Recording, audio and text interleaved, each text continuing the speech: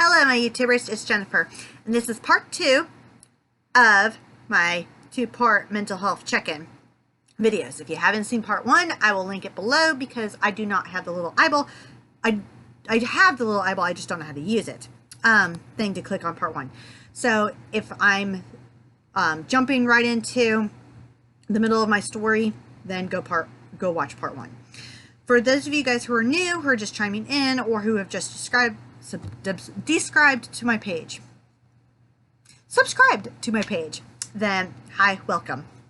All right, so where we left off in my last video was where I'm feeling kind of right now with like my mental health. So another thing is that today I sound kind of like I'm up and I'm happy and all this other stuff, which is another reason why it could be construed or misdiagnosed as mania phase. No, it's just because I had today off from work, and that's another thing. I love my job. I love where I work, and because it's just, and I say it's a very mundane thing over and over again, but at the same time, I just feel like I just need a break, not from work, like in general, just in life in general. I just need a step back. And that's where I noticed the 3-month cycles coming in, because every time I get like this, and it could be monthly, I'm not really sure. I just noticed it's like a 3-month thing. And it also could be stemmed from the lawyer's course case, and I will get into that in a minute. I say that a lot, don't I? Yes, I get into everything in a minute. But, so if I keep looking up, it's because I'm trying to remember where my train of thought was, and then my squirrel brain goes off and I'm like, what? So, oh my god, I have to pause because I totally lost my train of thought. Hold on, I am so sorry, I apologize. Okay, sorry, I had to pause for a second because I totally lost my train of thought. Anyways, so it's kind of like where with everything going on and I'm feeling exhausted and my brain does not shut off at all anymore because I'm not living in the present moment. I really have to, like, that's the biggest thing about the DBT skills. Again, dialectical behavioral therapy, that I have never really, I guess you can't really master it, but you can practice it every day. And I haven't been practicing it really, like, at all. We'll just say that.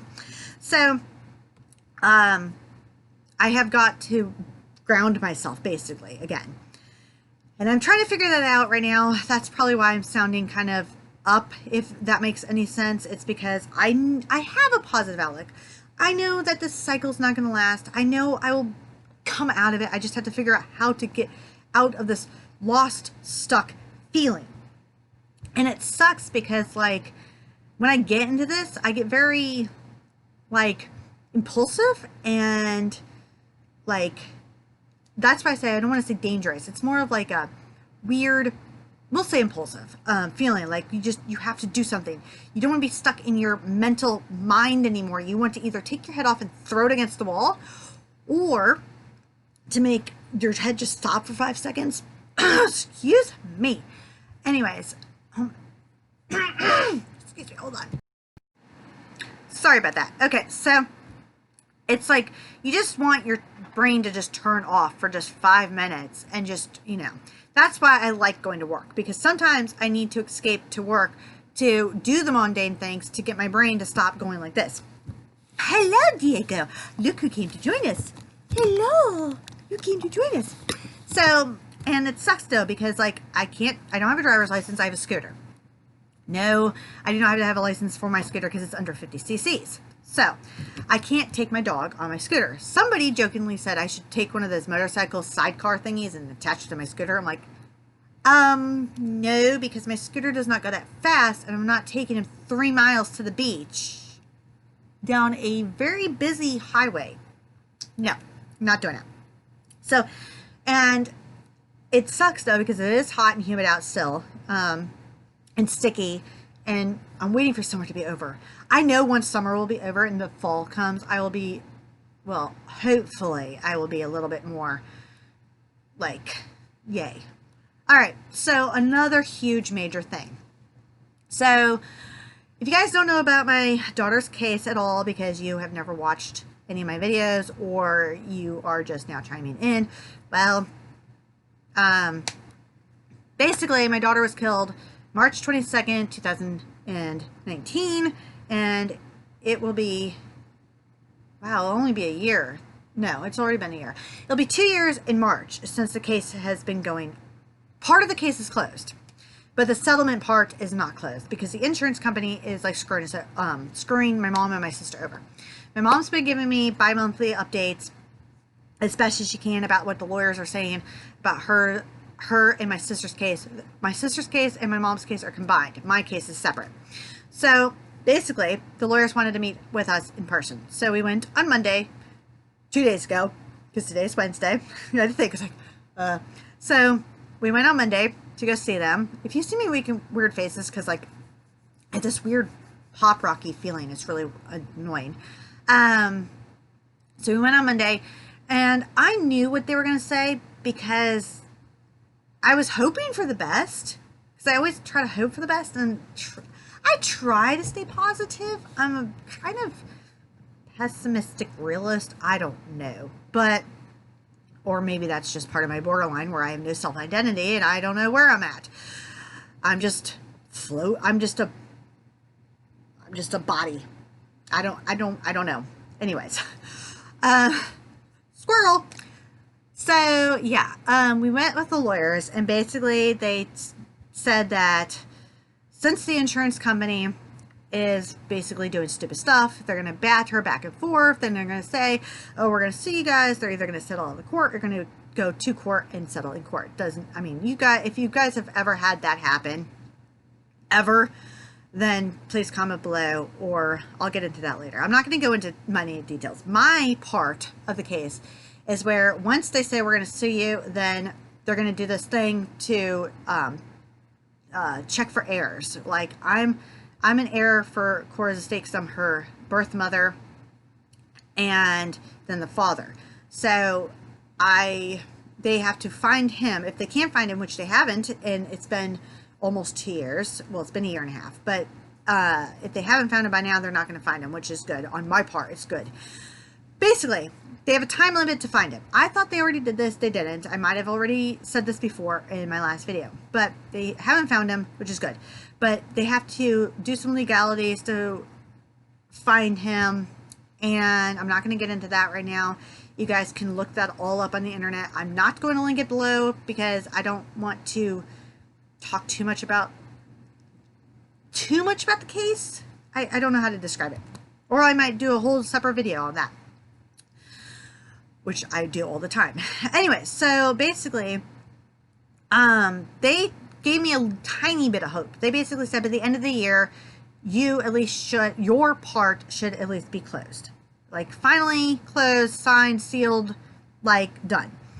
I've heard this before. So it's very discouraging. It's very, very, very discouraging because basically it's like they've said this over the past months, and it's getting to a point where I'm so stressed out because they say these, and I'm like, cool. So, okay, so by January 1st, the case will probably be closed. That's in 4 months. Cool.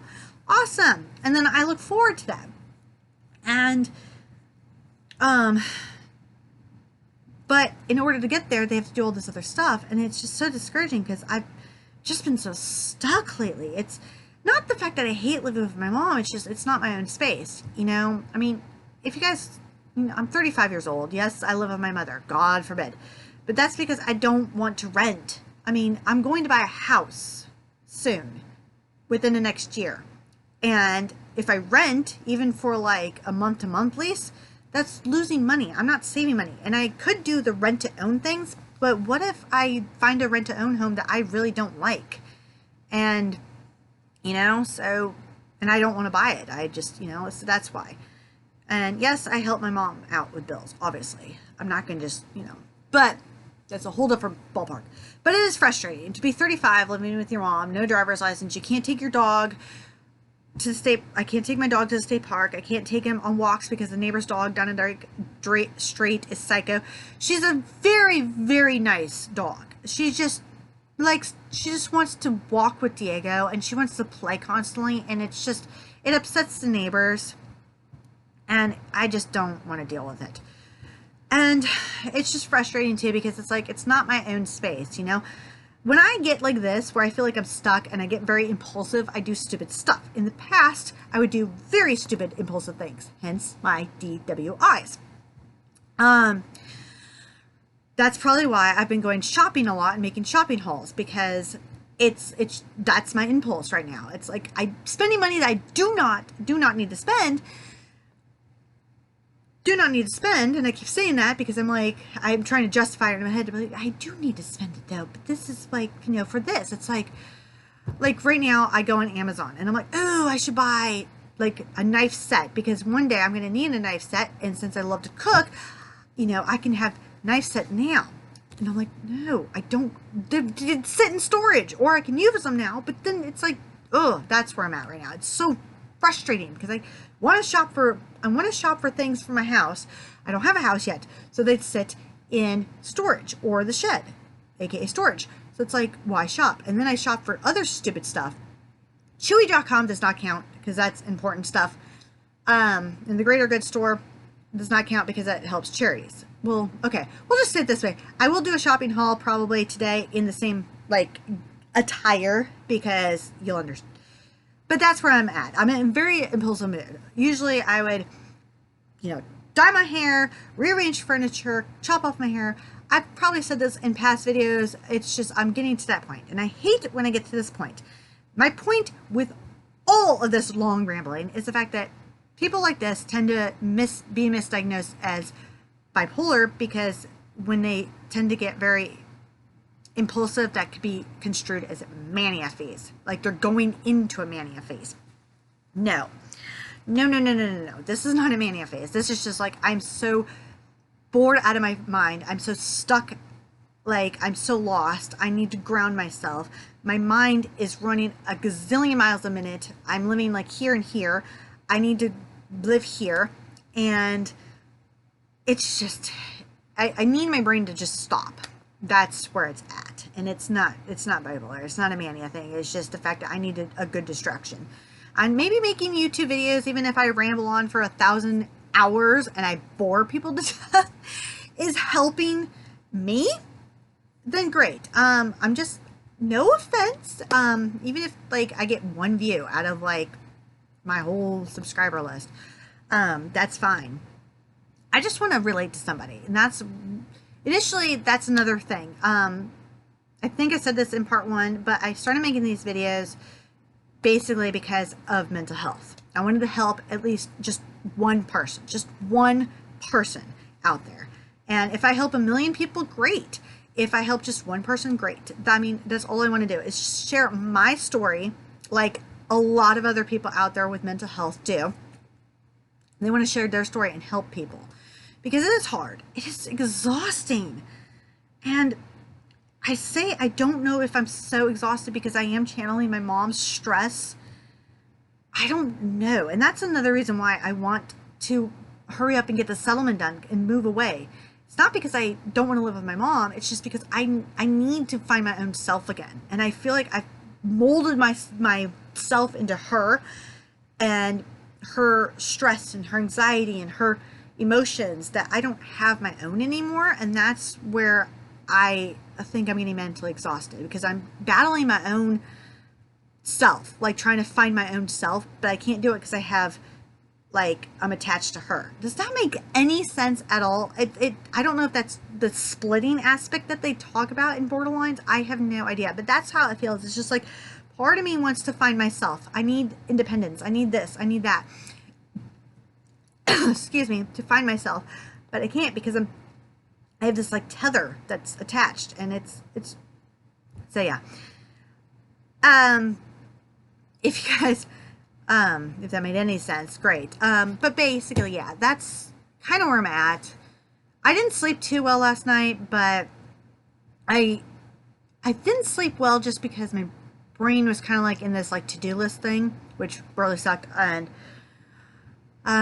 where I woke up in the middle of the night, I think it was like 3 or 4 o'clock in the morning. Apparently, like 4 o'clock in the morning is my bathroom time. Yeah, TMI, sorry, but apparently couldn't get back to sleep because my mind's like, oh, I should do A, B, C, and D. or I should write this down before I forget, or I should write this down so I can look it up tomorrow. And my mind goes off. And then all of a sudden I'm like, well, I can look it up now since I'm up making a to-do list. And then et cetera, et cetera. So it's like, oh, that's why in my part 1 video when I said I try to turn off all electronics, I do not have an alarm clock, or else I would set my phone and my tablet out to the living room and charge at night. But I don't think really many people have alarm clocks anymore. I will get one eventually, but it's one of those moments where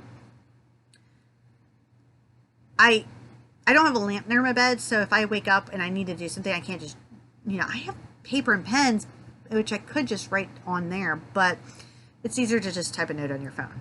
I mean, let's just face it, we're in that electronic world, it's just easier. But yeah, so this is how I feel right now. Sorry. If I pause, it's because like I'm stuck. I don't know where I'm at.